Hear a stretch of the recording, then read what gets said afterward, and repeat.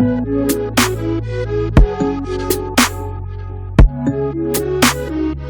à tous et à toutes pour ce nouveau petit concept de vidéo.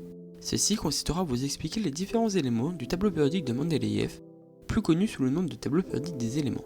Chaque vidéo sera dédiée à un élément, mis à part peut-être les derniers où l'on ne connaît pas grand chose dessus, dans ce cas j'en ferai 2 ou 3. Chaque vidéo sera composée en 3 petites parties. La première sera dédiée à l'approche de l'élément pour les plus jeunes, avec des mots très simples, afin que la compréhension soit optimale. La seconde sera dédiée à l'approche de l'élément pour les collégiens et lycéens un peu à la dérive.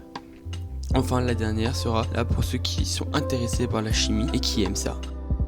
Commençons. L'hydrogène est le premier atome du tableau périodique des éléments. Il se situe juste là, c'est-à-dire dans la première période. Son nom latin est Hydrogenus et son anglais hydrogène. Il a été découvert en 1766 par Henry Cavendish. Pour les moins connaisseurs d'entre nous, je vais essayer d'expliquer ce qu'est un atome très simplement. Un atome est une des plus petites particules qui composent tout ce que nous connaissons. Pour être plus clair, je vais faire une petite comparaison. Imaginons que nous sommes une construction en Lego. Les atomes, ce sont toutes les différentes pièces qui composent la structure, sauf que les atomes sont tellement petits que l'on ne peut les voir, sauf avec des appareils très spécifiques, comme des microscopes électroniques à balayage. Son état de phase, c'est-à-dire son état à la température ambiante, est gazeuse. On peut rendre l'hydrogène liquide si on le descend à moins 252,9 degrés Celsius. Donc ouais, je vous l'accorde, c'est assez froid. Cet hydrogène liquide est très utile dans les réacteurs de fusée, car il est facile à stocker et en grande quantité, et sa combustion, quand l'hydrogène brûle, est super efficace. L'hydrogène est présent à 70% dans l'univers et dans le Soleil, ce qui en fait l'atome, l'élément le plus présent dans l'univers. Mais il est seulement de 11% dans les océans et de 10% dans le corps humain. Passons à quelque chose d'un peu plus complexe. L'hydrogène, de structure électronique K1, L0, M0, N0, O0, P0, Q0, R0, et il contient seulement un électron et un proton, ce qui en fait l'élément le plus petit et le plus léger, avec une masse molaire de 1,0079 g par mol. Il y a 2 possibilités ioniques, le H+, et le H-. Les isotopes les plus connus de l'hydrogène sont le deutérium, 2H ou D, celui-ci est stable. Le tritium, 3H ou T, celui-ci est instable.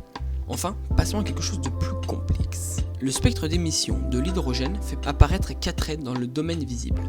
410 nanomètres, 434 nanomètres, 486 nanomètres et 656 nanomètres.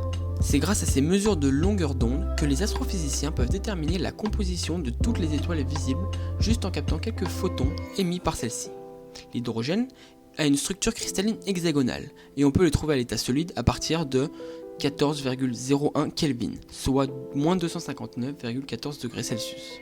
Le Kelvin est l'unité de symbole K, venant de William Thomson, dit Lord Kelvin, d'où le nom.